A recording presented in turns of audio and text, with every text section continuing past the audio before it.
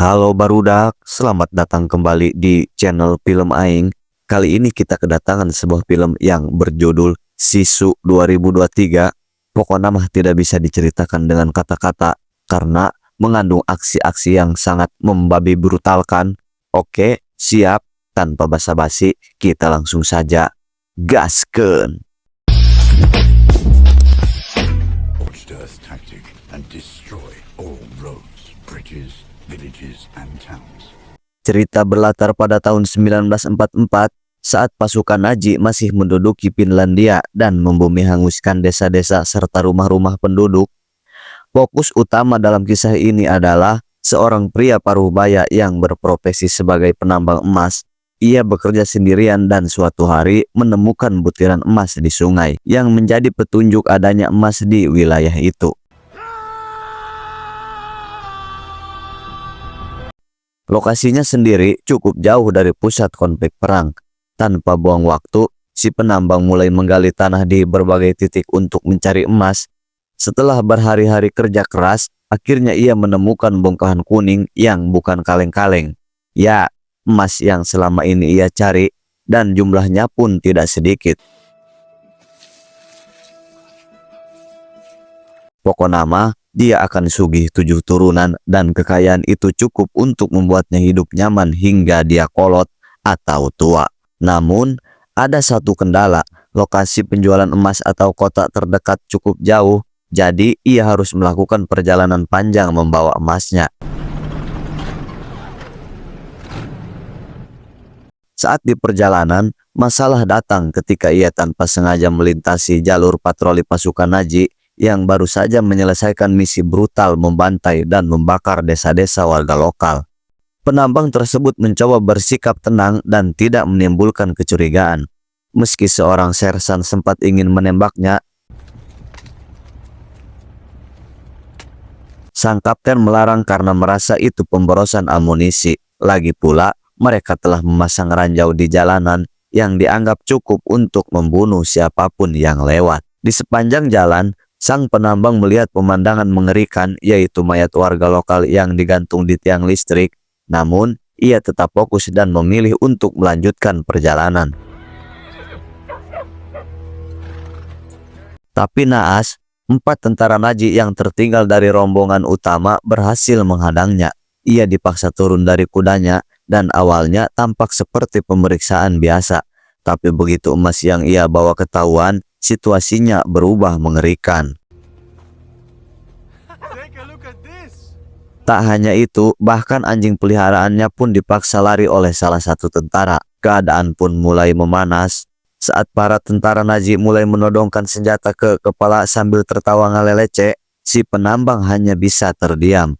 Ia sebenarnya tidak berniat cari gara-gara. Niatnya yaitu cuma satu, membawa emas-emas itu ke kota dan menukarnya dengan masa depan yang tenang. Tapi kesabarannya mulai habis. Perlahan ia mengambil pisau dari sarungnya dan inilah saatnya, tanpa basa-basi si penambang menghabisi keempat tentara itu dengan cepat dan brutal. Aksi itu jelas mengundang perhatian. Ledakan dan suara tembakan membuat sang kapten Nazi yang sudah pergi langsung memutar balik arah. Saat mereka tiba di lokasi, mereka menemukan keempat anak buahnya tewas mengenaskan.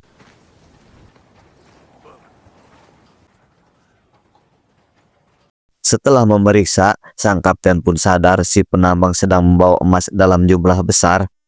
Melihat kesempatan itu, sang kapten bersama pasukannya langsung memutuskan untuk mengejar si penambang dan mereka ingin merebut harta itu. Meski lolos dari hujan peluru dan tembakan meriam, si penambang tak sadar kalau kapten sebenarnya menghentikan serangan karena si penambang sudah masuk ke area ladang ranjau. Dan si penambang selamat, tapi kuda kesayangannya tidak seberuntung itu. Tanpa memperdulikan kemunculan musuh, si penambang tetap sibuk mengumpulkan potongan emasnya yang berserakan. Bukannya menembaknya, sang kapten malah membiarkan si penambang selesai mengumpulkan semua emasnya.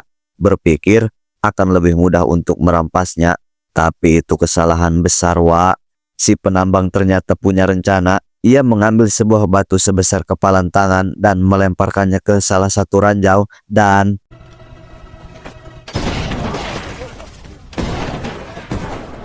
ledakan pun terjadi. Debu tebal ngagulung dan membatasi jarak pandang. Sang kapten tak mau ambil risiko menginjak ranjau, menyuruh salah satu anak buahnya maju duluan, tapi tiba-tiba si penambang melemparkan ranjau aktif tepat ke arah kepala tentara itu. Kapten yang keras kepala kembali mengirim 2 orang lagi, dan dua-duanya mati mengenaskan setelah menginjau ranjau buatan mereka sendiri. Sementara itu, si penambang menghilang tanpa jejak, tapi sang kapten belum menyerah. Emas-emas itu harus jadi miliknya. Karena jalan penuh ranjau, sang kapten memaksa 2 wanita pribumi yang ditawan untuk jadi umpan dan berjalan di barisan paling depan. Saat itu, kapten juga menemukan sebuah kalung jatuh milik si penambang. Ia langsung mengambilnya dan memerintahkan sersan untuk melacak identitas pemiliknya dari pusat. Mereka akhirnya dapat informasi nama penambang itu adalah Aatami Korpi. Ia merupakan mantan tentara Finlandia yang dikenal sangat ditakuti di kesatuannya. Dulu, saat konflik dengan Rusia berlangsung, Aatami kehilangan seluruh keluarganya dan rumahnya hancur. Trauma itu mengubahnya menjadi mesin tempur tanpa belas kasihan. Militer Finlandia bahkan pernah mengirimnya sendiri untuk menghadapi 300 tentara Rusia. Dan percaya atau tidak, dia membantai semuanya seorang diri. Karena aksi gilanya itu, ia dijuluki sebagai Koschei, yang berarti sang abadi. Sersan sempat menyarankan agar mereka berhenti mengejar dan kembali ke markas. Tapi sang kapten sudah terlalu berambisi. Ia tidak percaya pada cerita itu dan tetap mengejar demi emas. Sementara itu, Aatami sampai di lokasi dengan bangkai mobil terbakar. Meski dianggap tak bisa mati, Aatami tetap manusia biasa. Ia juga bisa terluka. Ketika sedang beristirahat, pasukan kapten tiba bersama anjing pelacak. Dengan cepat, Aatami bersembunyi di bawah mobil dan membocorkan bensin dari tangki agar anjing-anjing itu kehilangan jejak penciumannya.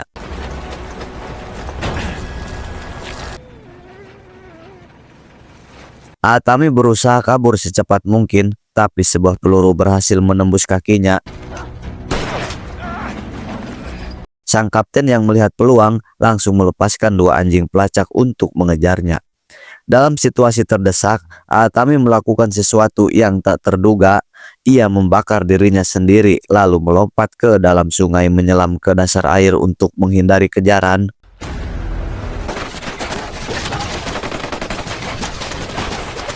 Karena Aatami tak kunjung muncul ke permukaan, kapten memerintahkan 3 anak buahnya naik perahu dan menyisir sungai. Tapi jika mereka masih berpikir Aatami hanyalah pria tua biasa, mereka salah besar. Begitu salah satu tentara menyelam, Aatami menyergap dari belakang, menusuk lehernya dan mengambil tabung udara dari tubuh korban. Kapten yang frustasi menyuruh tentara lain menyelam, namun yang terjadi justru mengejutkan. Kepala Aatami muncul dari air, membuat tentara itu ketakutan dan mencoba kabur.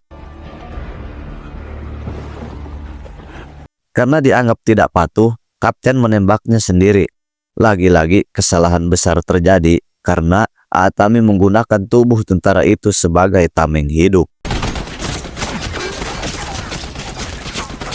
Kapten yang keras kepala pun punya ide baru.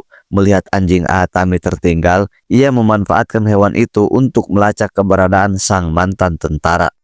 Sementara itu, Aatami akhirnya tiba di kota tujuannya hanya untuk menemukan semuanya telah hangus dibakar hasil perbuatan pasukan kapten.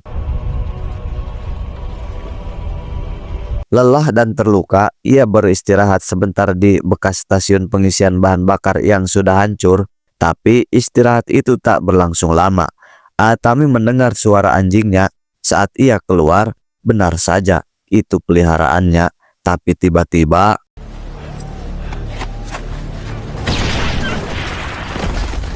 ledakan pun terjadi. Ternyata tubuh anjing itu dipasangi dinamit. Aatami pun pingsan. Saat sadar, ia sudah tergantung di papan kayu. Kapten dan dua anak buahnya mengira ia telah mati. Bahkan, kapten meninggalkan sebutir emas di bawah tubuh Atami sebagai penghormatan terakhir. Tapi, ternyata Atami cuma berpura-pura mati. Ia menancapkan luka tembaknya ke sebuah baut agar tubuhnya bisa tergantung tapi tetap bisa bernapas. Keesokan paginya, sebuah pesawat milik Naji mendarat tepat di lokasi. Hembusan anginnya membuat papan tempat Atami tergantung bergoyang hingga akhirnya patah. Saat jatuh, seorang tentara Naji berniat menembaknya, tapi Atami justru membalikkan keadaan. Ia menghajar sang tentara dan bahkan mengalahkan satu lagi yang datang dari belakang. Sadar semua emasnya sudah dibawa kapten, Atami sempat menyerah dan mengubur satu butir emas terakhir miliknya. Tapi, melihat pesawat di depan mata, sebuah ide berlian terlintas. Ia menggali lagi emasnya, lalu menjahit luka-lukanya sendiri dengan kawat karatan dan mensterilkannya dengan bensin.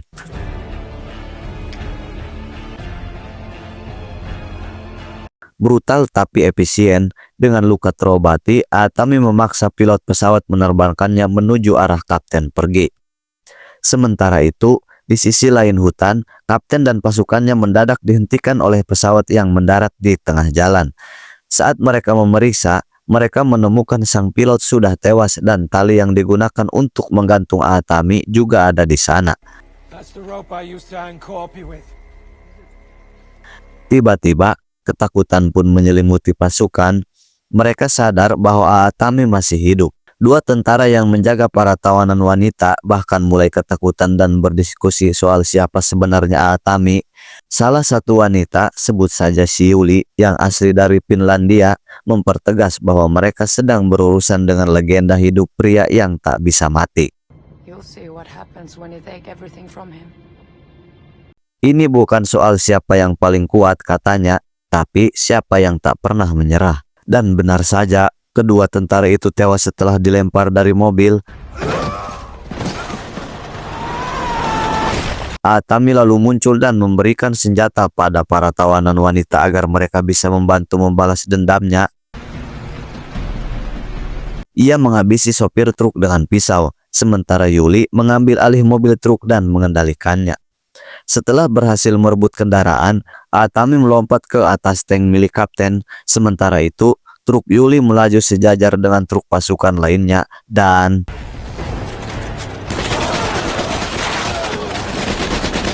Atami mencoba membuka pintu tank menggunakan palu, dan kapten yang menyadari hal itu segera menyuruh sersannya keluar. Perkelahian antara Atami dan anak buahnya pun terjadi. Tapi, Danan yang awalnya sombong karena punya backing kapten, sekarang justru gemeteran dan ngaleleter meminta ampun. Tiba-tiba, dua tentara bermotor muncul. Tanpa buang-buang waktu, Atami merampas motor mereka dan mengejar kapten. Sersan malang itu seperti keluar dari kandang singa hanya untuk masuk ke mulut harimau. Para wanita itu, tawanan yang kini bersenjata lengkap, muncul dan mengurungnya, mengakhiri pelarian sialnya. Sementara itu, kapten sudah tiba di lokasi penjemputan sebuah pesawat yang siap menerbangkannya pulang dengan emas-emas curian sebagai bekal pensiun. Karena rakus dan tak ingin berbagi, ia malah menembak anak buah terakhirnya sendiri. Tapi, rencananya tak berjalan mulus. Tepat saat pesawat hendak lepas landas, dari kejauhan terdengar suara motor. Atami datang, yang masih hidup mengendarai sepeda motor dan mengejar pesawat. Dikiranya Atami sudah tamat riwayat, tapi siapa sangka ia justru menggantung di bagian bawah pesawat hanya bermodalkan balincong. Meski hampir terjatuh, Atami berhasil bertahan dan masuk lewat pintu darurat. Terjadilah duel brutal antara dua pria keras kepala, kapten dan Atami. Kapten yang sudah muak dengan semua ini berniat menghabisi Atami dengan tangan sendiri. Atami dihajar habis-habisan, ia jatuh bangkit lagi. terkapar berdiri lagi seolah tidak ada rasa lelah atau takut di wajahnya. Tapi kapten yang kehabisan napas mulai frustasi. Ia kemudian memanfaatkan sabuk pesawat dengan beban logam untuk menghantam Atami tanpa ampun. Di tengah siksaan itu, Atami melihat sesuatu, bom udara manual yang tergantung di dinding kabin. Ia pun memutar otaknya. Dengan cepat ia mengaitkan sabuk kapten ke bom tersebut. Lalu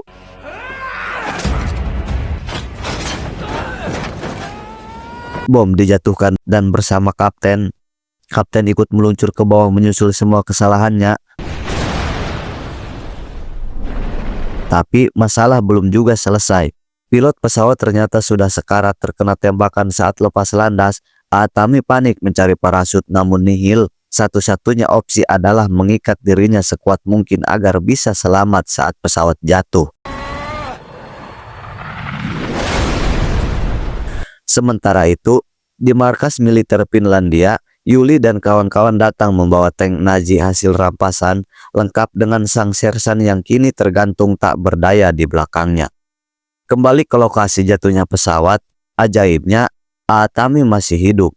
Pesawat jatuh di tanah berlumpur yang cukup empuk, meredam benturan keras dan mencegah ledakan. Beberapa hari setelahnya, Atami mendatangi sebuah bank di pusat kota. Penampilannya acak-acakan berlumuran lumpur, tangan masih memegang balincong. Para penjaga tak berani menghadangnya. Ia berjalan masuk ke meja teller, lalu mengeluarkan tumpukan emas yang berhasil ia selamatkan. Untuk pertama kalinya kita mendengar Atami bersuara.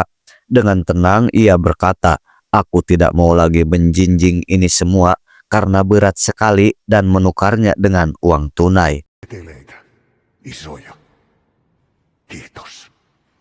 Dan film ini benar-benar menguji adrenalin dari awal sampai akhir. Minim dialog, tanpa banyak basa-basi, hanya aksi brutal, tekad baja, dan semangat pantang menyerah. Inilah yang disebut sisu, sebuah kata dari Finlandia yang mencerminkan ketabahan, keberanian, kekuatan mental, dan daya juang yang tak tergoyahkan. Dan selamat ngebalincong, sempak mutiara.